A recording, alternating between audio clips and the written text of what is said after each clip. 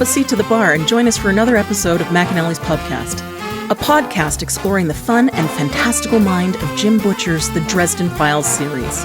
Hosts Tansenn, Jess, and Maggie bring you another round of literary analysis on this immense, immersive, and colorful environment inhabited by Harry Dresden, the world's only licensed private investigator and professional wizard. Join an active and engaged community of new and die-hard dedicated fans focused on the fabulous themes, theories, characters, context, lore, and more. This is McAnally's Dresden Files Pubcast, brought to you by Free Flow Rambling. Conjure by it at your own risk.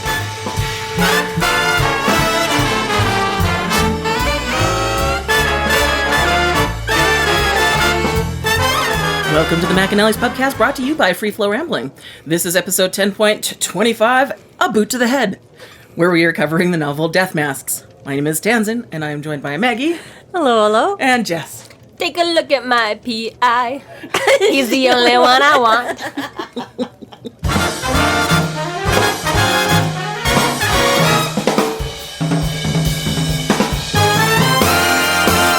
Thank you so much to our Patreon subscribers for your generous support. It's people like you who help us keep doing what we're doing. If you're not yet a Patreon subscriber, sign up today and get a fuck ton of bonus content, kick-ass merch, behind-the-scenes outtakes, and more. Sign up today at patreon.com/freeflowrambling.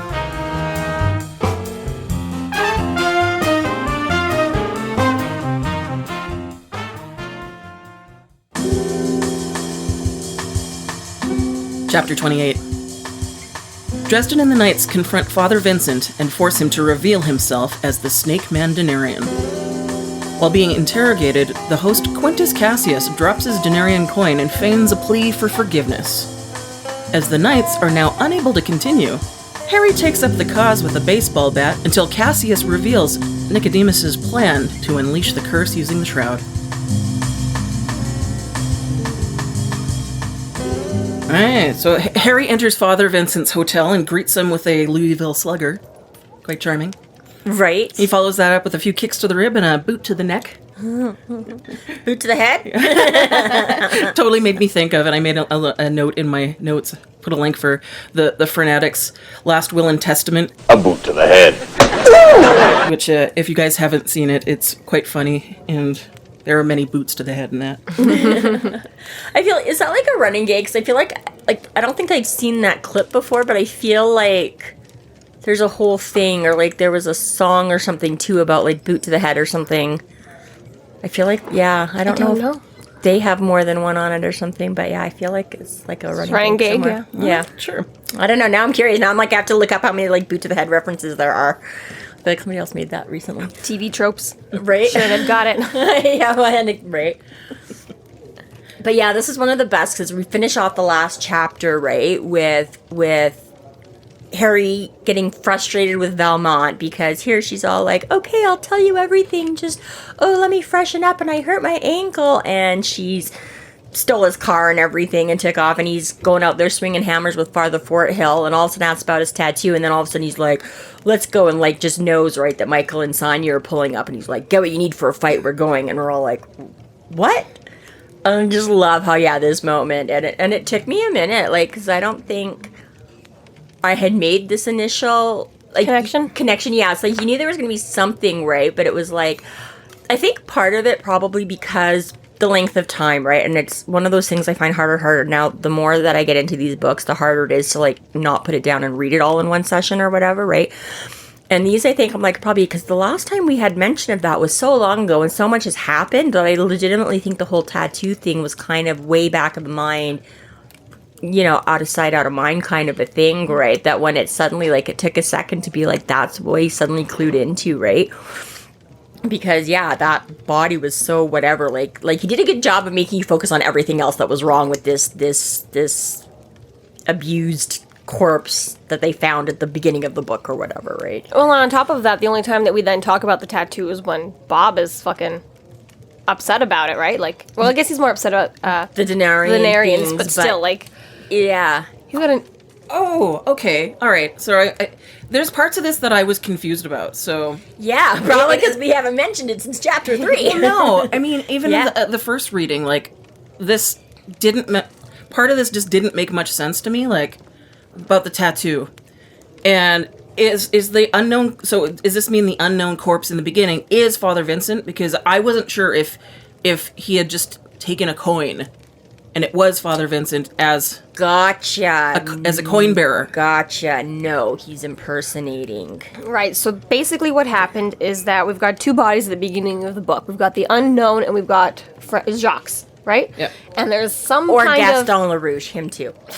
I don't know why I think his name is Jacques. I don't know. It's like the only French name you know. Frère Jacques, Jacques Cousteau. I don't know. There's nobody in the world that's not French named Jacques. But Gaston. Right? Okay, Gaston. You got Gaston's body, which we see in the photographs, and then you got this body that we have in real life. And Yeah. it's somewhat Butters. indicated that they might be the same body because they've got the same trauma done to them. Right. What we find out later is that the body that Harry views in person has this random tattoo on it. He sees the random tattoo on Father Forthill. He realizes that the first body must be from Father Forthill's group. He's seen Father Forthill in real life and is like, that guy doesn't have the tattoo. Vincent. So, See, and I think I Vincent. just, for whatever reason, thought that it was a different member of their group, not Father Forthill. No, okay, yeah. Yeah. And so when I, like... Well, so in the previous chapter, Forthill says the only two that are still alive. And I didn't is even put it himself. together when he even turns into Cassius. Like, I'm like, Yeah.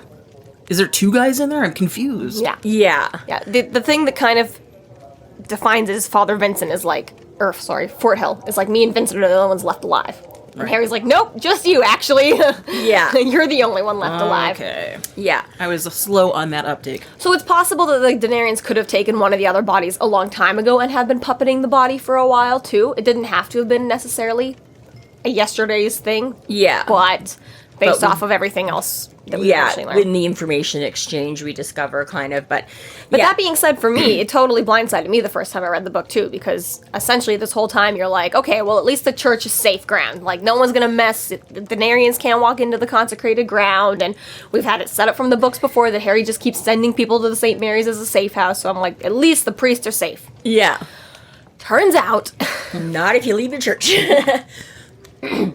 So I think one of the things is I don't think I ever thought it was Gaston simply because his body was still found overseas or whatever, and they were able to identify him like he was still, whereas the other body was missing like the hands and the head and stuff like that, right? So I'm like, I don't think I ever thought they were protected, but yeah, you could tell it was the same type of trauma inflict, like, the same people killed him.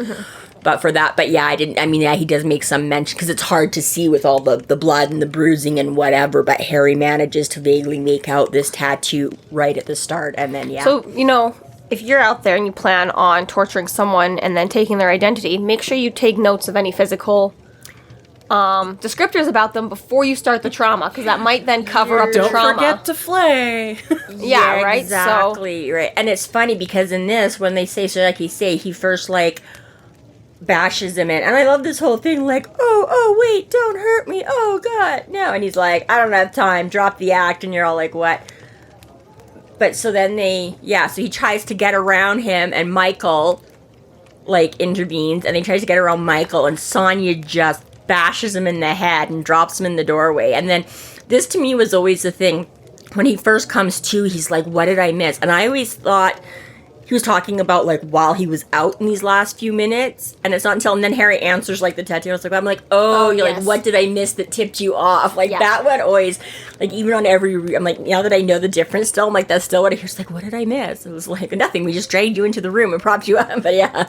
No, you tortured a guy so badly that you missed that he had a tattoo when you were then trying Yeah. to recreate his body. Next And time, this- recreate the body first. Right? I don't know, and he's so like, there's no tattoo, there was so, and I'm like, dude, like, you're terrible at your job, like, is this Well, the first and time they made you do this? Like, Harry even says, he's like, bad guys are usually dumb, so you're fighting uphill to begin with, right? Yeah, it's like, always got to take that jab, but yeah, so this is the thing that I find interesting now that we've got to this point. So again, when you go back, and it's like, in chapter, so you get this whole thing from Fort Hill where he's like, there was this, 5 or 6 of us that all took our orders together and banded together and made this little group or whatever, right? When Vincent first talks to Harry, so I mean, okay, Harry didn't know, but he pulls out like a notebook and he's like, oh, Father, I'm like, see right there, that's a big tell too, because you're like, you did know. You should have known your best friend was from 40 years ago who you fought vampires this with. was not just some random contact in the city you're going to. It's like, no, you guys actually knew each other. Yep.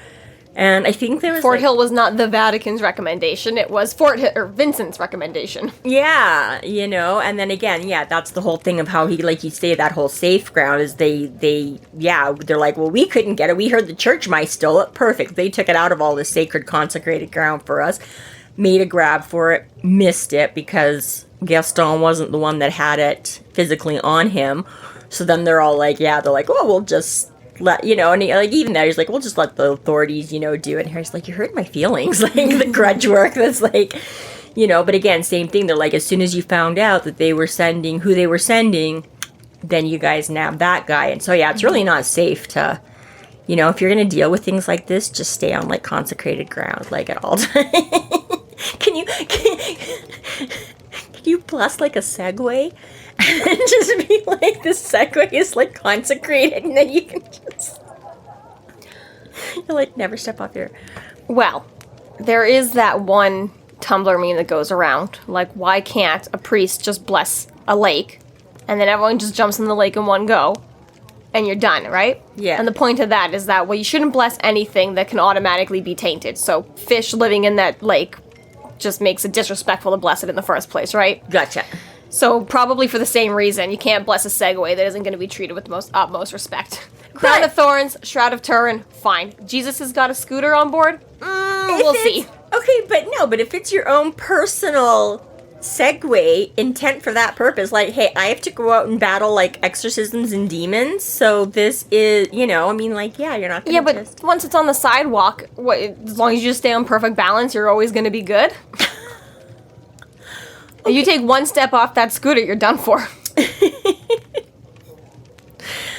I mean, you'd have to have, I don't know, a really good bicycle lock. I don't know. Listen, the Vatican's a large enough space to walk around, okay? Listen, like, it was just, okay, but I was just going to say, it just threw it out there. It was just popped into my mind, right? I guess the Pope Mobile is the only one that gets it. You cannot, there's not one. He doesn't like it when you call it that. It doesn't make it special anymore if everyone has one, okay? Yeah. So, there's one Batmobile and you guys don't get your scooters, but anyways, but yes, I do remember it being a very good reveal moment at the time and being like, ooh, what? Yeah, it was real good. Yeah. Real good twist. Real good twist. And it gets better because as they have this conversation and they get the information and they're like, okay, so this is what we theorized up until this part. And he's willing to be like, okay, you found me out, you're right. And then Harry's like, all right, give me the next level of the plan. Give me the next, what's happening now. And he pulls another fucking flip on them. And takes out the coin and is all like, oh no, save me. Twist. So, I mean, I like how Harry points out too, like, Michael's like, okay, we can't do anything now. And Harry's like, are you kidding me? Like, this is why I brought you guys along. You know this guy is evil. Yeah. You know he's got an evil master plan and he's working with even more evil people. And, like, Harry straight out says, he's like, you know this guy's full of shit. And you know that he's lying through his teeth. And the snake boy is sitting there nodding, going, yeah, I lied through my teeth. And Michael goes, yes, I know he's lying through his teeth. However, he's drawn that, The job I signed up for, the knights aren't really presented to be like priests up until this point, right? They're meant to save people from what the Fallen is doing and what the supernatural problems that are out there. And they're supposed to be creating this barrier to protect humanity and to keep things They know on how the to level. fight, and they have big, sharp swords. They're obviously there to kill the bad guys. But then, you have this whole moment where Michael and Sonia are like, actually, no, we're here to convert and save humanity from themselves, and if somebody so much as asks, we've got to do that, right? And that's why it's, like, very frustrating for Harry when it's like, what the fuck are you talking about? Like, like you said, I brought in muscle, not priests. I didn't bring fucking Fort Hill with me. Yeah. And in this case, Fort Hill would have had probably more freedom to do what he wanted to. Yes. Because, I don't know, it's a different... Michael's vow and Fort Hill's vow has to be fairly similar, right? They're both here to work on behalf of God to save humanity and protect them.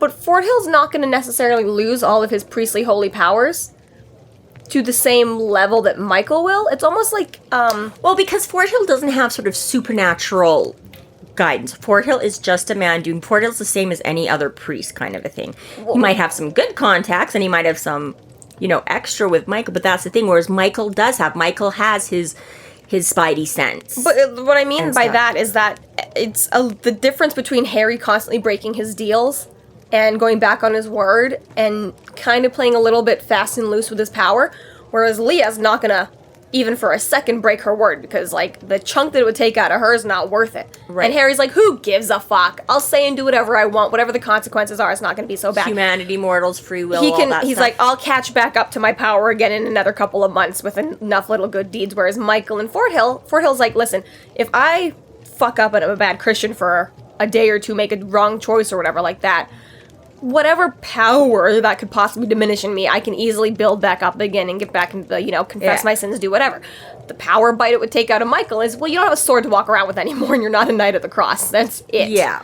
Right? So it's very much like, yes, Harry, I am a Knight of the Cross, and I am supposed to be fighting these guys, but the second they don't want to fight, I can't fight.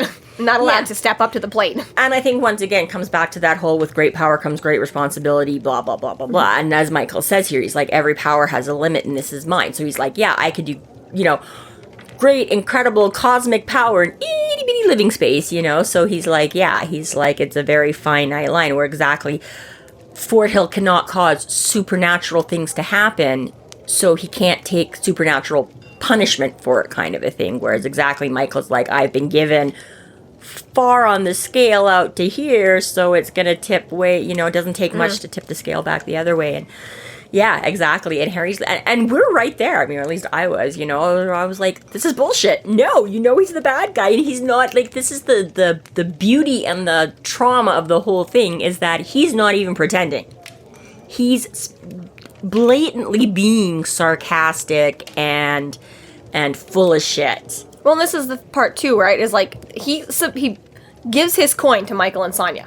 Yeah, they get control of the coin. He's given up the Denarian, right? He's like, and he's still like, oh no. The second Nicky will have another coin waiting for me. The second I get back to him, I will just take another one. And the second we leave this room, I'm gonna go sign up with him, right? I've got enough magic to get me from here to wherever the fuck he's gonna show up.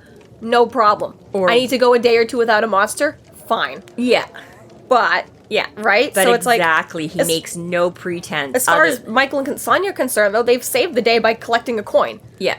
It's even better if they can save this soul, but as far as they're concerned, they're like, actually, we collected a coin, so job done. Right, now he's back to being just a mortal. He's no longer possessed by this supernatural fallen angel. Now this human mortal soul has a chance to be redeemed, right? Maybe being without it for a day will be enough for him to start thinking and being right. No matter what, we have to give him that what chance. Have I done? Yeah, exactly, and Harry's just like, are you fucking kidding me? And total again, bullshit. Yeah, and again, the privilege of being the reader, the watcher of the movie, right? We always, again, you always see the hero, the good guy. They always have to give that chance. And we're always the ones in the background going, no, because as soon as you turn around, he's gonna literally stab you in the back. We're like, we do this. We're no better than him. Shut up, right? Just kill him. Yeah. 7 movies later, like, no, if you don't kill Voldemort in the first book, he's just gonna keep coming back. If you don't, right? Like, so yeah. So, and even just like Harry then gets, when he gets in Michael's face and stuff like that too. And he's like, oh, you guys are like useless. And Michael's like, hey, like, you don't mean that, don't. And then Harry's like, fuck you, I do too, And even that, like, you can tell that Harry's like legitimately, because he doesn't know how he talks, like, he knows. Like, same thing, Michael's like, I know you don't really mean that. Well, Harry knows it too. But again, he's just very mad and very frustrated in this point. And I think that is, like, real emotion and everything that we're seeing from Harry, that he is legit just like, what the fuck are you doing, buddy? like, we have an opportunity here. And Michael just, as Michael is wont to do, is not going to cross that line no matter. So you get then the very, very smug, Well, this is the third bombshell of the chapter, when Harry's trying to convince Michael that, like, you fucking know he's not going to change, he's going to come back, that there's no hope for him, and Michael's like, you don't know that. Sometimes people do come back. And Harry's like, Fucking who? Yeah. Tell me, when has anyone ever... Walked back, and this is when you get Sonya. What? Sonya used to be a Denarian. What? And, like, for whatever agnostic reason Sonya has, he took up some power, and it was dark, and it was twisted, and he was given the chance to walk away from it. And not only did he do that, but he went full 100% other side. Full 180, yeah. So we don't know exactly what Sonya... He didn't seem to work with Nicodemus, seemed to be doing whatever, something else, right? Yeah. Doesn't know Nicodemus they personally. They haven't even told us what Denarian he had or whatever. Yeah, we don't know who, what, when, where, why. But he was given the chance to walk away and took it, and that's just further proof for the Knights to be like, everyone gets that same chance. And Shiro happens to be the one that... Shiro's the one that confronted him and showed him the lies that the angel was telling him, and... Yeah, not only did he, like you say, walk away, but then was like, you know what?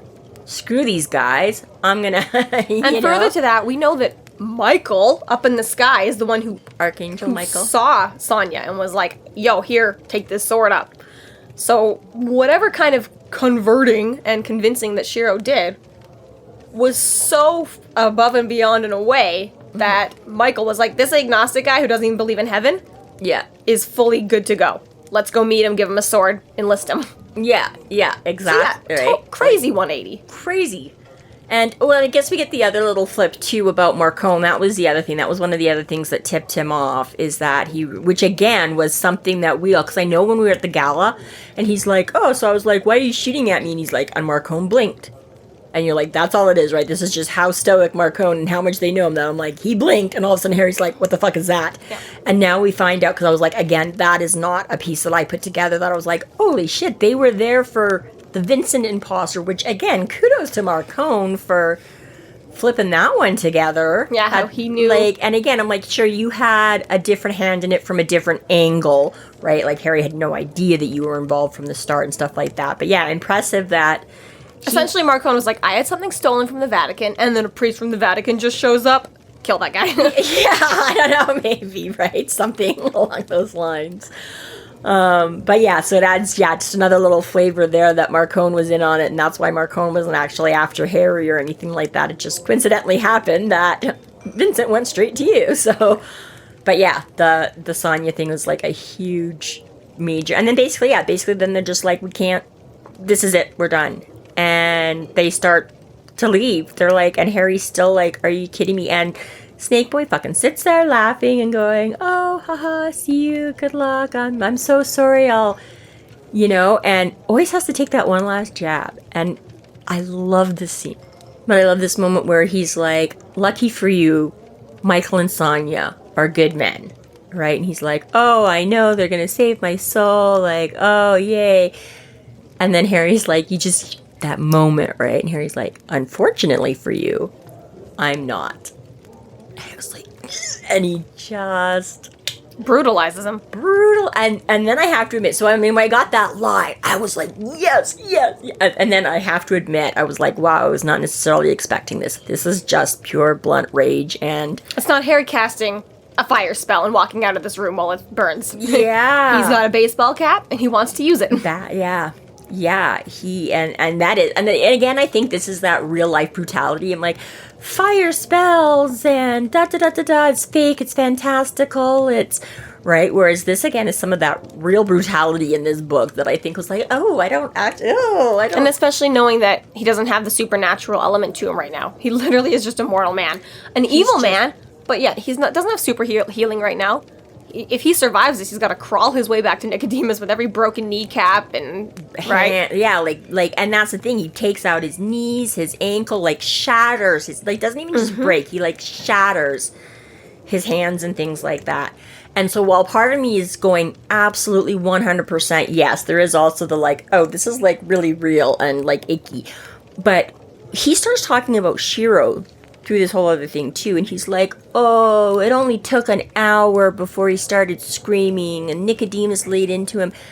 It didn't take fucking Snake Boy 30 seconds. Harry nails him with that bat, and instantly he's crying, screaming, pleading for his life. Yep, right away. I'm like, you fucking prick-ass little, like, oh, it took us an hour of torturing him, and then he only lasted an hour. I was like, dude, you can't even last that long, and this probably isn't nearly half of what you shoulda, did one to, you know what I mean? Fully, right? I mean, we've seen what happened to those other two bodies, right? Yeah, well, even what he says, he already says here, you know, we started with the chains, and then Deidre played, and I got to pull out his, you know what I mean? You're like, you just even get that much from him, you know, and it's like, oh, you can't take a bat to the knee? Aw, what a shame. Yeah, so... This whole scene is very mixed up for me in that I'm like... It is quite dark, but also cheering like... and very, Good. Yeah.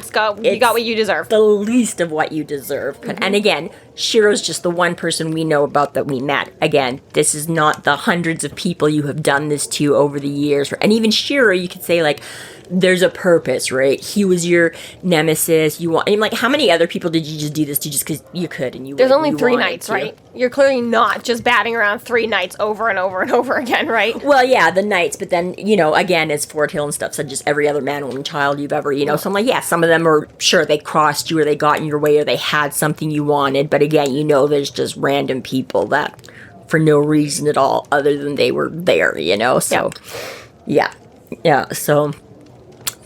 so it goes through the whole thing, so does get his information, because... Thank you for the grand master plan. Good to know. Thanks so much. Yeah, okay. I'll tell you. Just make it stop. And I love, too, just that little bit of he starts, like, puking after Harry's, like, beating the crap out of him. And Harry's, like, still doesn't get off his arm. So he basically just makes himself, like, puke all over himself on top of it. It's like... But, yeah. Flips him, like, and I love, again, how...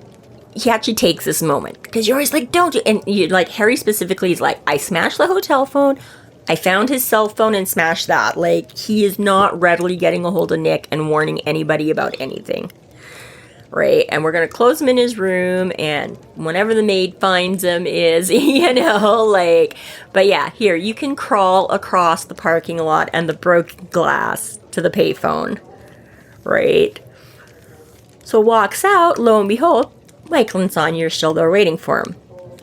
So Michael does his Harry, that really wasn't right. And Harry's like, I know, but, you know, gee, think God will forgive me. You know, because again, he's still pissed, he's still upset. And basically, Michael, you know, like, kind of holds that frown for a moment and then basically softens and is like, yeah. And basically, him and Sonia are like, yeah, okay, good job, we couldn't do it. But, and you're just like, well, wait, what? Well, and there's even this moment, too, where you think that Michael's going to give a bigger speech about, like, you've condemned your own soul, yeah, you're going to, like, end up in hell for this, blah, blah, blah. And God is like, if God is in the business of forgiving Cassius, which I've just made my whole defense, I have to assume God is in the business of forgiving you, too. Yeah.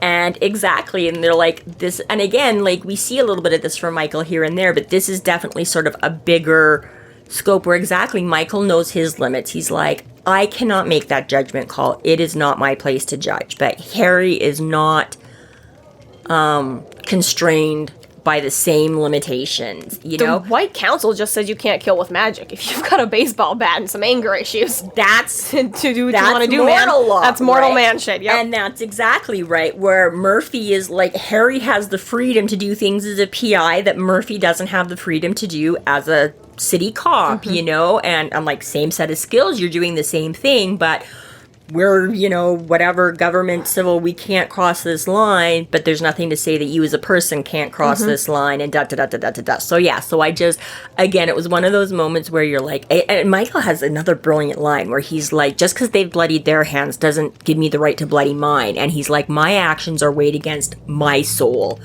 not theirs. So again, right, 2 rights don't make a wrong, or 2 wrongs don't make a right, or a left, or whatever you want to go with it, right? But, you know, exactly, Michael's like, but Harry's not in that position. He's like, I can't make that call. It's going to cost me something if I do this. But hey, man, if that's you, I can't stop you from doing it. And again, it's that allowance sort of Sonia and Michael to... You know, if Harry had walked away, that would have been it too. But you can also see there's a little bit of them that were like, no, good. This is why I'm teamed up with Harry as well. You know, even though Charity's like, why do you hang out with this guy? And he always gets you know, because Michael's like, yeah, he's going to bend the rules, but he's going to get the job done too. this guy deserved to have the shit beat out of him. Like, he's not a victim. I don't know if it was last episode or the episode before that, but we went on this whole, like, well, the knights or the queens need their knights to, like, fucking get around the rules, and God needs his knights. Now the knights are hiring their own knights to get around the rules. And, like, So, like, this is why we have Harry. Harry's just like a rule breaker all the way around. And yeah, exactly. So you're in a very fun position where you can be hired by every single side of the equation to break the rules for everyone else, right? It's like... Right? Exactly. You're just like, I'm just like there's that person that you like hang out because they get along like with all your friends and Harry's just the one that can like fuck with all the groups no matter what, You're like, well, you're just that little bit of chaos in any group that we can just, so. When you're on my team, you're great. When you're not on my team, that fucking sucks. Exactly. So all of a But sudden, it's worth it for all the times you're on my team. it's like, we're willing to gang up and just keep throwing you at. It's kind of, I guess, like that grenade you never know when it's going to go off. You're just playing, like, hot potato with it, and everybody's like, great, I love lobbing it at you. And it sucks when it comes back, yeah. I don't want it to come back, but yeah. Like, you gotta give a lot of respect to the people that are, like, full stop. I don't want Harry on my team no matter what. Morgan? Yeah. Gotta respect that shit, right? Yeah, Morgan's like, I'm only doing it because the council's making me. Even Marcone, though, like, at this point, Marcone's basically like, go fuck yourself, Dresden, but he wanted to recruit Harry at the beginning. He tried in book 1. He was like... Yeah. Right off the table. Are we on the same team or not? And Harry's like, we're not. And Marcone's like, okay, bitch. Yeah. Understood, right? Yeah. Yeah. And then it just keeps going from there. Marcone just keeps going, oh my God, I have no And then every idea. time he gives the team up anyways, they're like, I'm glad you didn't want to be on my team, Dresden. That would have sucked. Yeah, right. But they do kind of, again, that vary of staying on the fringe of each other, because they know, like, when we get right into this. Chicago's a big town, and yet they end up in each other's backyards a lot. Well, Marcone decided to start meddling all the supernatural shit. Yeah. It was like, he just suddenly realized there's a whole other market he was missing out on, and honest to God, if he'd just stayed with drugs and prostitution, they probably would not have mixed as much. It's literally the fact that he starts getting into more, let me mess with some werewolves, let me buy a shroud, gee, Harry, why do you keep popping up? Anyway, so they have their whole thing, their whole juggle, they head to and then Harry's like, I still gotta go to this duel, and Michael's like, seriously? He's like, yeah, well, so... already had, and I just, again, that parting line of, and they're like, by the way, was that like a quarter? Well, he makes the comment to, because he's like, we have to go to the airport later and stop him, and Sonya's all like, if you're not dead, and he's like, yes, thank you, Comrade Obvious. If I don't die earlier, yes, I will be coming to meet you later. And then Sonya's like, by the way, was that like a quarter? And he's like, yeah, and he's like, Michael's like, the phone call costs more than that now, right? And he's like, yeah. And then, you're like... It's one of those things about ancient beings, you don't really keep up to date on how much a phone costs these days. Oh, shucks. I only gave him a quarter when it's 35 cents now. Oops, and I mean, again, it's literally just the principle of things, because I'm like, you can call 911 for free. Obviously. Right, he doesn't. But yeah, it's just the fact that I was like, I gave you a quarter for the phone call, but it's not actually enough anymore. You can't actually make that phone. But yeah, it's just, real good. Real good. Very intense chapter. Very intense chapter. It's a lot of plot and a lot of lore. Information. A lot of action. Yeah. Character development, plot development, twists, turns. And it is kind of fun to have had Michael and Sonya essentially waylaid this whole book. And then just show up to watch Harry beat the shit out of someone. Yeah. Yeah. We've come to be your cheerleader. Good job. Yeah. I mean, he did get to, like... Michael got to roughhouse him a bit, and Sonya got to, like, whack... Not even a 2x4. He has, like, a 2x6. That's the real discipline of the knights, is to get enough fucking hits on someone before they give up the coin. Well, yeah, that's it. It's like, I want you to give up the coin, but I also want to feel... Jim Duggins. I want to feel satisfied by this as well. Yeah. And of course, Harry, that isn't, because he's like, and he did it one-handed. Because Sonya's got that broken hand still, so he's like, not only is he just swinging 2x4s or 2x6s around, but yeah, he's doing it one. This is why, if you're shady, and you're supposed to meet up at a McDonald's or the parking lot of a cop shop, not in empty motel rooms that are already shady to begin with. Right? It's like that whole, like, home invasion thing. Like, don't take a weapon because the bad guy's more likely to, like, use it against you. So it's like, yeah, if you're the shady bad guy, don't have it in a shady bad place, because you're gonna, you're gonna get the shit beat out of you, and no recourse. This concludes our episode 10.25, A Boot to the Head. Thank you for listening. You can find us online at freeflowrambling.com and McAnallys.ca. There we have links to our other podcasts, social media, and other fun tidbits. Please subscribe if you like what you're hearing, and please consider supporting us through Patreon to keep the magic alive and to see more content. We are free flow rambling. Conjure by it at your own risk.